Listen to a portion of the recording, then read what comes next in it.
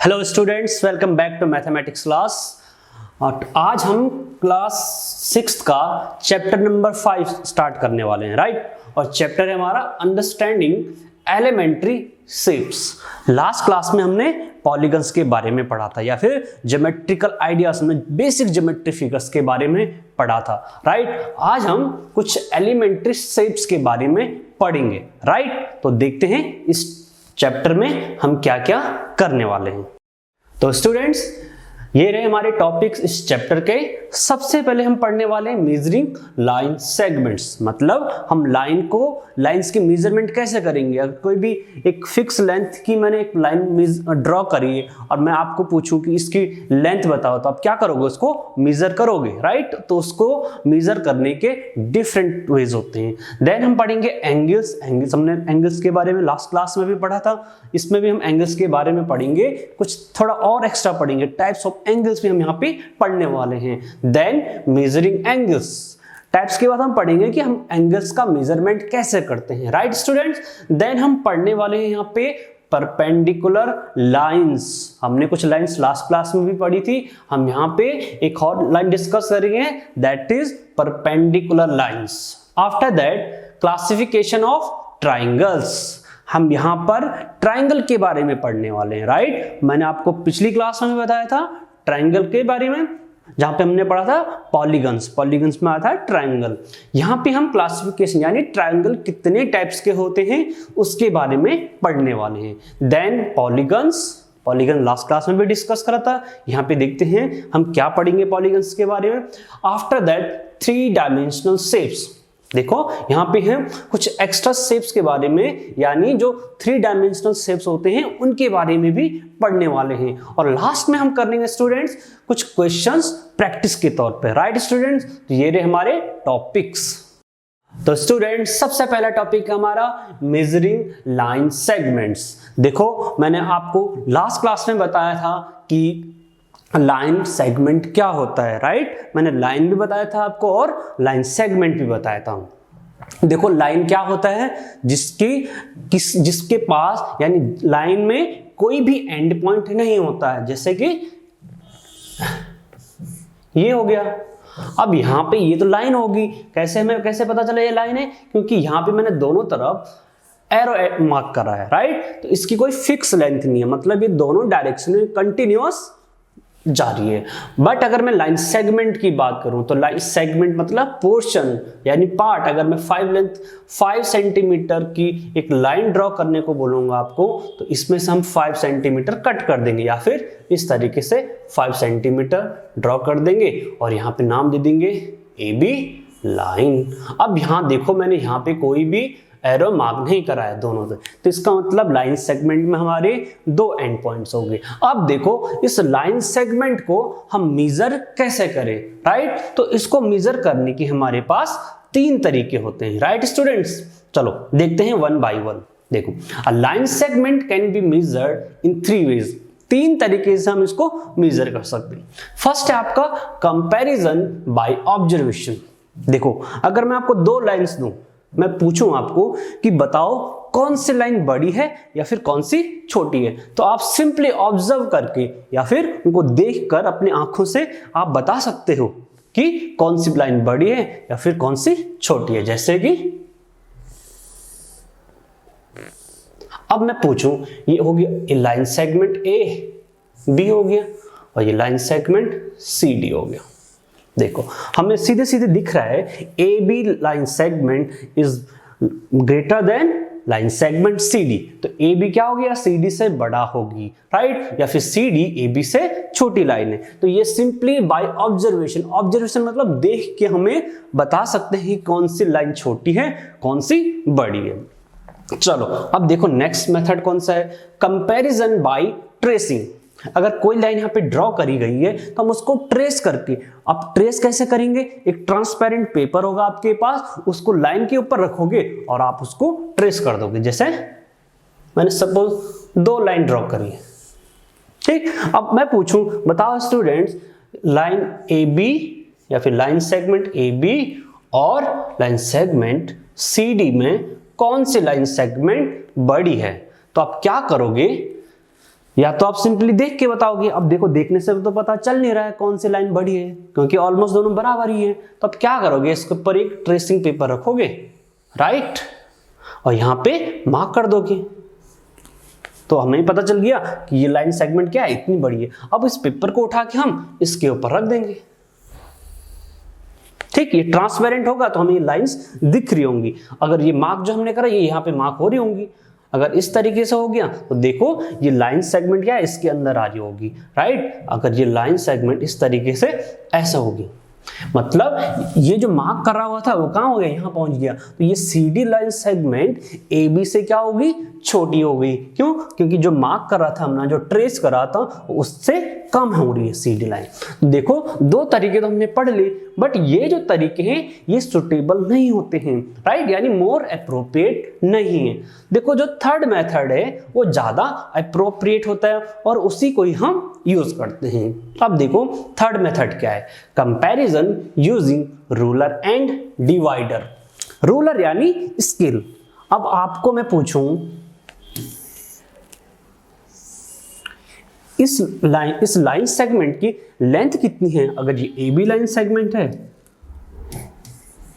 और ये CD line segment है, तो आप क्या कर सकते हो, या तो इनको सिंपली आप देख के बता सकते हो कि कौन सी बड़ी है। लेकिन मैं आपको एग्जैक्ट लेंथ पूछूं स्टूडेंट्स, तो आप बता सकते हो, नहीं हम नहीं बता सकते। तो हम क्या करेंगे, एक स्केल लेंगे, ठीक, और स्केल में आपके मार्क करे होंगे 1 सेंटीमीटर, 2 सेंटीमीटर, 3 सेंटीमीटर, 4, 5, इसी तरीके से आपके, ठीक। आपकी ज्योमेट्री बॉक्स में आपके पास स्केल होगा।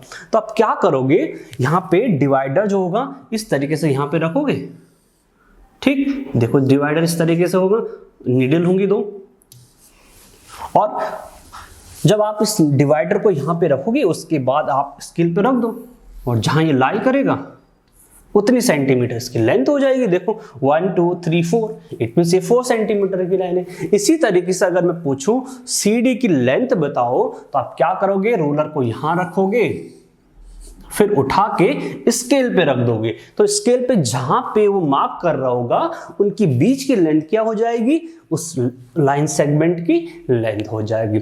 या फिर आप डायरेक्टली भी क्या कर सकते हो, विदाउट डिवाइडर आप स्केल को डायरेक्ट इस लाइन के सामने रख सकते हो, राइट। इस स्केल को उठा के हम यहां रख देंगे इस तरीके से, और ये मार्क रहेगा।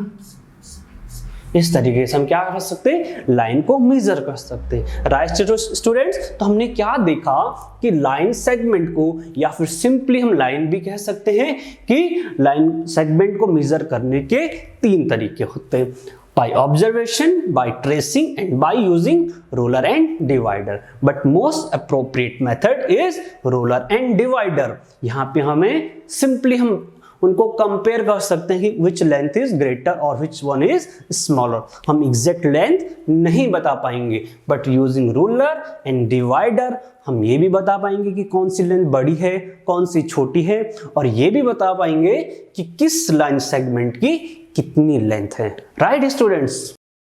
ना स्टूडेंट्स नेक्स्ट टॉपिक है हमारा एंगल्स। देखो लास्ट क्लास में भी हमने एंगल्स के बारे में डिस्कस करा था।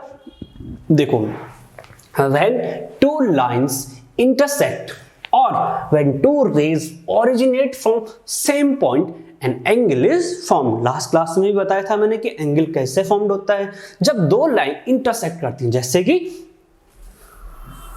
अगर ये दो लाइन इंटरसेक्ट हो गई तो ये क्या होगी, इनके बीच में एंगल बन जाता है, राइट। या ये एंगल, ये सारे क्या हो रहे हैं, एंगल फॉर्म्ड हो रहे हैं। या फिर एक ही पॉइंट से हम दो रेज ड्रॉ कर दें इस तरीके से, तो ये क्या हो गया, ये हमारे पास एंगल होता है। और एंगल लिखने का तरीका क्या होता है, यहाँ पे ए या ओ लिख दिया, कुछ भी आप अल्फाबेट्स इनको नाम दे सकते हो। और एंगल कैसे लिखते हैं, एंगल ए ओ बी। जो कॉर्नर होगा, जो वर्टेक्स होगा, वो कहाँ पे आएगा, बीच में आएगा। ये चीजें मैंने लास्ट क्लास में बताई थी आपको। अब यहाँ पे हम देखेंगे कि टाइप्स ऑफ एंगल्स क्या होते हैं, राइट। ये चीजें तो हम लास्ट क्लास में भी कर चुके हैं। अब देखो यहाँ पे हम एक्स्ट्रा क्या पढ़ने वाले हैं, देखो हम पढ़ने वाले यहाँ पे टाइप्स ऑफ एंगल्स। एंगल कितने टाइप्स के होते हैं, राइट। देखो यहाँ पे लिखे टाइप्स ऑफ एंगल्स। सबसे पहले आपका एक्यूट एंगल। देखो जब भी एंगल आपका 0 डिग्री से बड़ा या फिर 0 डिग्री से लेके 90 डिग्री से छोटा, एंगल अगर 90 डिग्री से छोटा है, राइट, हम एंगल को डिग्री में मेजर करेंगे। अब मैं आपको आगे बताऊंगा कि एंगल को कैसे मेजर करेंगे। देखो, अगर एंगल 90 डिग्री से, ध्यान रखना स्टूडेंट्स, 90 डिग्री से छोटा हो तो एंगल क्या हो जाएगा, एक्यूट एंगल। उस एंगल का नाम होगा एक्यूट एंगल। जैसे 30 डिग्री, तो आपको पूछूं कि 30 डिग्री कौन सा एंगल होगा, तो आप बताओगे एक्यूट एंगल। मैं पूछूं 60 डिग्री, तो 60 डिग्री भी क्या होगा स्टूडेंट्स, एक्यूट एंगल। मैं पूछूं 89 डिग्री, तब ये क्या हो जाएगा, फिर भी ये एक्यूट एंगल होगा। 89.5 डिग्री, फिर भी एक्यूट एंगल। मतलब 90 से सारे एंगल्स क्या होंगे, एक्यूट एंगल। जैसे अब मैंने यहाँ पे एंगल्स भी ड्रॉ करे हैं, जैसे ये वाला एंगल हो गया। अब इसको मैं नाम दे देता हूं ए, ओ और बी। देखो ये वाला एंगल, देखो यहाँ पे जब अगर ये लाइन यहाँ होती ए ओ, तो ये 90 डिग्री होता है। सपोज ये आपका 60 डिग्री है, कितना, 60 डिग्री, तो ये क्या हो गया, एक्यूट एंगल। देखो, तो A O B, angle A O B हम यहां पे लिख सकते हैं, angle A O B is equal to 60 degree. A O B की वैल्यू कितनी हो गई, 60 डिग्री। और ए ओ बी क्या हो गया, कौन सा एंगल हो गया, एक्यूट एंगल। आप देखते हैं नेक्स्ट एंगल। देखो, नेक्स्ट है हमारे पास राइट एंगल। जब भी एंगल एग्जैक्टली, एंगल की वैल्यू क्या होती है, 90 डिग्री। जब भी एंगल की वैल्यू क्या होगी, एग्जैक्टली 90 डिग्री। ठीक, यहां पे कोई एक ही एंगल नहीं है पर्टिकुलरली, यहां पे 90 से सारे एंगल्स क्या होंगे, एक्यूट एंगल की कैटेगरी में आएंगे। But in second case, that is right angle, हमारा क्या होगा, एंगल की वैल्यू 90 डिग्री होगी। जैसे ये वाला फिगर होगी, हमेशा इस तरीके का डायग्राम बनेगा आपका। आप ए बी सी भी लिख सकते हो, ठीक है, इस तरीके से ए बी सी। ए ओ बी जरूरी नहीं ए ओ बी ही लिखना है, हम ए बी सी भी लिख सकते हैं। अब जब राइट एंगल होगा तो हम इस तरीके से मार्क करेंगे इसको। देखो यहां पे अगर कहीं भी एंगल के सामने या फिर दो एंगल्स में किसी भी एंगल में आपको ये वाला सिंबल देखने को मिले, राइट, इट मींस वो क्या होगा, राइट एंगल होगा। यहां पे एंगल की वैल्यू क्या होगी, अगर सिंपली अगर कहीं ऐसा एंगल देखने को मिले तो यहां पे directly angle A B C will be equal to 90 degree, right. अब यहां पे देखो, इस केस में हमें नहीं बता सकते कि इस एंगल की वैल्यू कितनी है, राइट। यहाँ पे बस इतना बता सकते हैं कि ये क्या है, एक्यूट एंगल है। यहाँ पे हम बता सकते हैं ये राइट एंगल है, क्यों, क्योंकि यहाँ पे ये सिंबल लिखा हुआ है, ठीक है, और इसकी वैल्यू कितनी होगी, 90 डिग्री।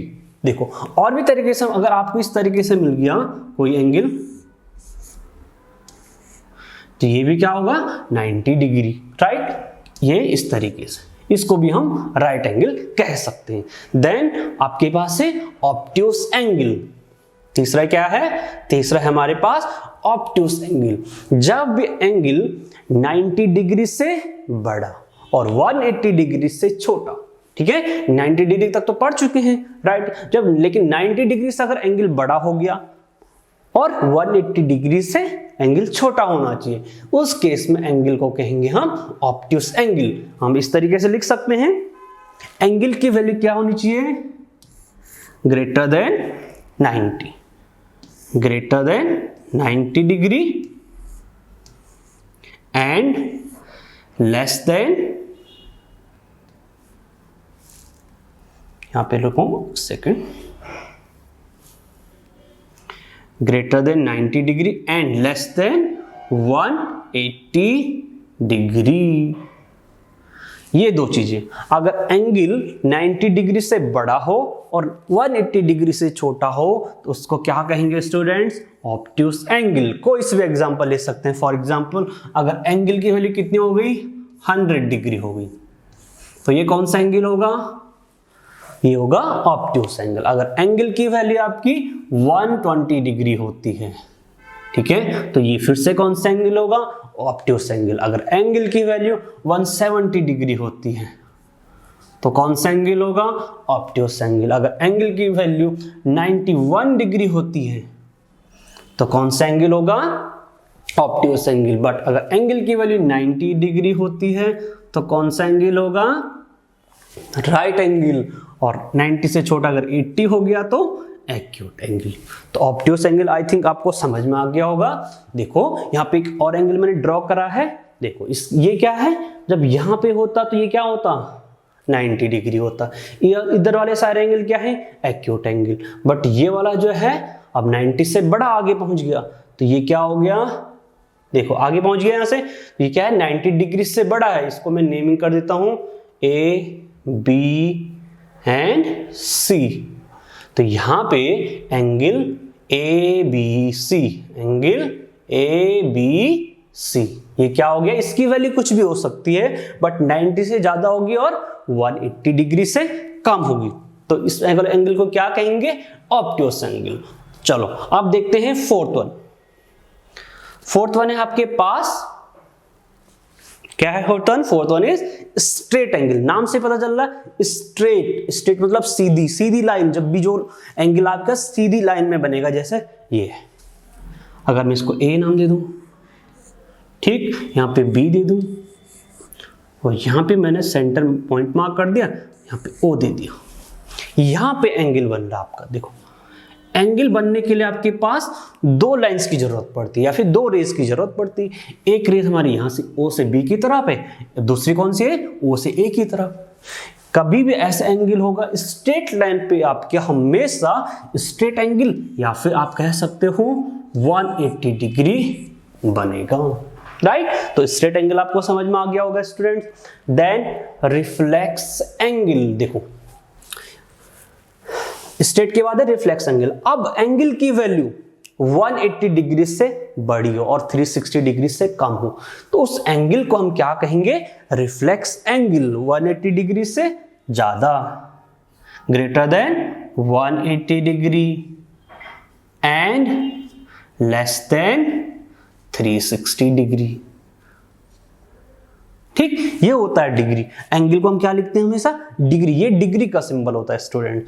तो अगर कभी भी कोई भी एंगल 180 डिग्री से बड़ा हो और 360 से छोटा हो, उस केस में एंगल को कहेंगे हम रिफ्लेक्स एंगल। देखो जैसे यहां पे एंगल मैंने ड्रॉ करा है ए ओ बी। देखो रिफ्लेक्स एंगल हमेशा इस तरीके से आएगा। इस एंगल की बात करें, अब ये अगर यहां तक होता तो 90 होता, यहां तक होता तो 180। अब ये 180 से बड़ा हो गया तो ये कौन सा एंगल है? Reflex angle. अब ध्यान रखो कि 180 से ज्यादा और 360 से कम, तो वो कौन सा एंगल होगा? That angle will be reflex angle. चलो अब लास्ट है आपके पास स्टूडेंट्स कंप्लीट एंगल। देखो नाम से ही पता चल रहा है कंप्लीट मतलब पूरा। कंप्लीट एंगल कैसा बनेगा? देखो एंगल हम क्या करते हैं, एंगल कैसे ड्रॉ करते हैं? एक पॉइंट हो गया, यहाँ पे हम क्या करेंगे? एक लाइन ड्रॉ करें। अब इस पॉइंट से अगर मैं दूसरी लाइन ड्रॉ करूं तो आपका एंगल क्रिएट हो जाएगा।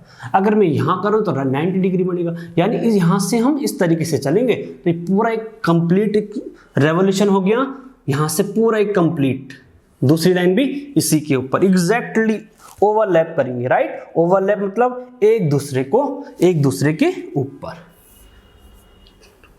ये तो ये क्या हो गया? This is called complete angle या फिर 360 डिग्री। अगर इधर होता तो 180 डिग्री, यहां से यहां 180 डिग्री और ये फिर से 180 डिग्री, तो 180 डिग्री प्लस 180 डिग्री कितना हो गया?